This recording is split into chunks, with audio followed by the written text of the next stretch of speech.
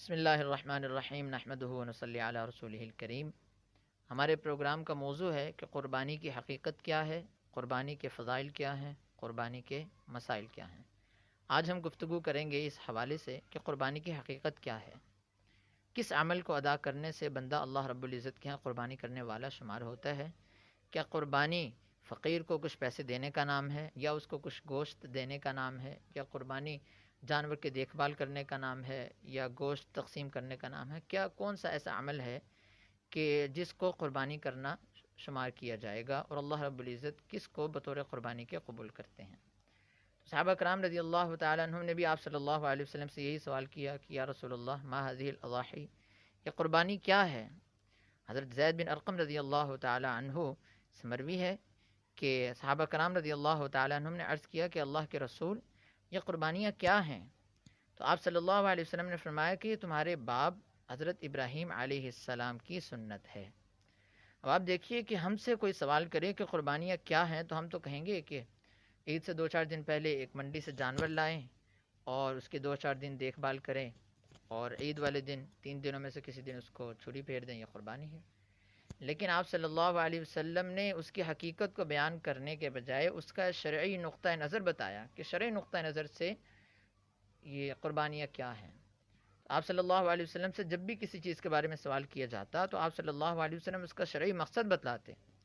اب دیکھیے قرآن کے اندر صحابہ کرام رضی اللہ تعالیٰ عنہم کا سوال مذکور ہے کہ انہوں نے پوچھا اللہ کے نبی یہ مال غنیمت کیا ہے؟ تو ہم سے کوئی پوچھے ہم کہیں گے جہاد میں کفار کا جو مال اللہ رب العزت مسلمانوں کو عطا فرماتے ہیں اس کا نام مال غنیمت ہے۔ لیکن آپ صلی اللہ علیہ وسلم نے اس کے مقصد کو بیان فرمایا کہ شرعی اعتبار سے مال غنیمت کا کیا مقصد ہے۔ تو آپ صلی اللہ علیہ وسلم نے فرمایا کہ الانفال للہ والرسول، کہ مال غنیمت اللہ اور اس کے رسول کے لیے ہے۔ اور ایک اور مثال لیجئے کہ صحابہ کرام رضی اللہ تعالیٰ عنہ نے چاند کے متعلق آپ سے دریافت فرمایا کہ اللہ کے نبی یہ چاند کا کیا مقصد ہے، چاند کیا ہے؟ تو ہم سے کوئی پوچھے تو ہم کہیں گے کہ چاند مہینے کے شروع میں جو باریک ہوتا ہے، چاند کے مہینے کے درمیان میں پورا ہو جاتا ہے، کبھی 29 کا کبھی 30 کا۔ تو آپ صلی اللہ علیہ وسلم نے یہ نہیں فرمایا، بلکہ اس کا شرعی نقطہ نظر اور شرعی مقصد بیان فرما دیا کہ چاند کا مقصد یہ ہے کہ تاکہ لوگ آپس میں معاملات طے کر لیں اور حج کے اوقات متعین ہو جائیں، یعنی اس کا شرعی نقطہ نظر بتلا دیا۔ تو اسی طرح یہاں پر بھی ہے کہ صحابہ کرام رضی اللہ تعالیٰ عنہ نے تو پوچھا تھا کہ یہ قربانی کیا ہے، تو آپ صلی اللہ علیہ وسلم نے یہ نہیں فرمایا کہ منڈی سے جانور لا کر عید والے دن ذبح کرنے کا نام قربانی ہے، بلکہ اس کا شرعی نقطہ نظر اور شرعی مقصد بتا دیا کہ قربانی دراصل حضرت ابراہیم علیہ السلام کے طریقہ کا نام ہے، ان کی یاد ہے۔ تو اس میں ایک تو صحابہ کرام رضی اللہ تعالیٰ عنہ کے سوال کا جواب بھی ہے کہ قربانی کا مقصد ابراہیم علیہ السلام کی یاد تازہ کرنا ہے، اور ساتھ ہی ہمارے سوال کا جواب بھی ہے جو ہم نے شروع میں ذکر کیا کہ کس طریقے کا نام قربانی ہے۔ تو آپ صلی اللہ علیہ وسلم نے فرمایا کہ حضرت ابراہیم علیہ السلام کی سنت ہے، تو معلوم ہوا کہ حضرت ابراہیم علیہ السلام کا جو طریقہ تھا اسی طریقے کا نام قربانی ہے۔ تو قرآن پاک میں اللہ رب العزت نے حضرت ابراہیم علیہ السلام کے طریقے کو کس طرح بیان فرمایا کہ وَفَدَيْنَاهُ بِذِبْحٍ عَظِيمٍ، کہ وہ چلے تھے اپنے بیٹے کی گردن پہ چھری چلانے، ہم نے حضرت اسماعیل علیہ السلام کو ان کی جگہ پر ایک جنت سے مینڈا بیچ کر ان کو بچا لیا، اور حضرت ابراہیم علیہ السلام نے اس مینڈے کو ذبح کیا۔ تو معلوم ہوا کہ حضرت ابراہیم علیہ السلام کا جو طریقہ تھا، ان کی جو سنت تھی، وہ ایک جانور کو ذبح کرنا تھی۔ اور اب لیجئے کہ حضور علیہ السلام نے کس طریقے کو قربانی کے طور پر اختیار فرمایا۔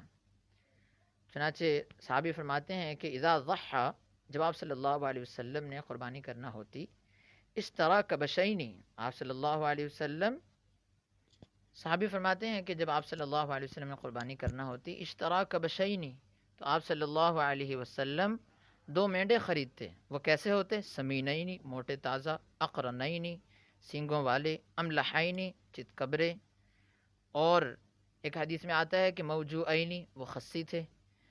تو آپ صلی اللہ علیہ وسلم جب عید پڑھا کر فارغ ہو جاتے تو ایک کو ذبح کرتے، فذبحہ بنفسہ، خود ذبح کرتے، ثم یقول، اور پھر فرماتے اللہم ان ھذا عن امتی جمیعا، یہ میری ساری امت کی طرف سے، ممن شہد لک بالتوحید و شہد لی بالبلاغ، جو تیری توحید کا اقرار کریں اور میری رسالت کا اقرار کریں۔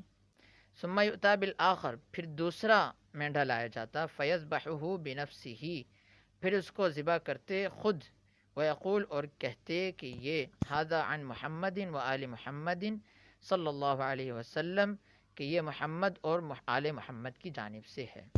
تو معلوم ہوا کہ حضرت ابراہیم علیہ السلام نے بھی اور آپ صلی اللہ علیہ وسلم نے بھی ذبح کیا ہے قربانی کے عمل کے وقت۔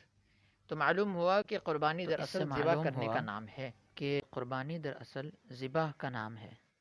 اگر کوئی فقیر کو کچھ پیسے دے دے گا تو اس کا ثواب تو ملے گا ہی، لیکن اس عمل سے اس کی قربانی ادا نہیں ہوگی۔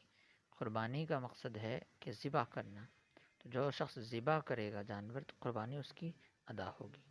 اللہ رب العزت ہمیں سمجھ نصیب فرمائے اور عمل کی توفیق نصیب فرمائے۔ وآخر دعوانا ان الحمد للہ رب العالمین۔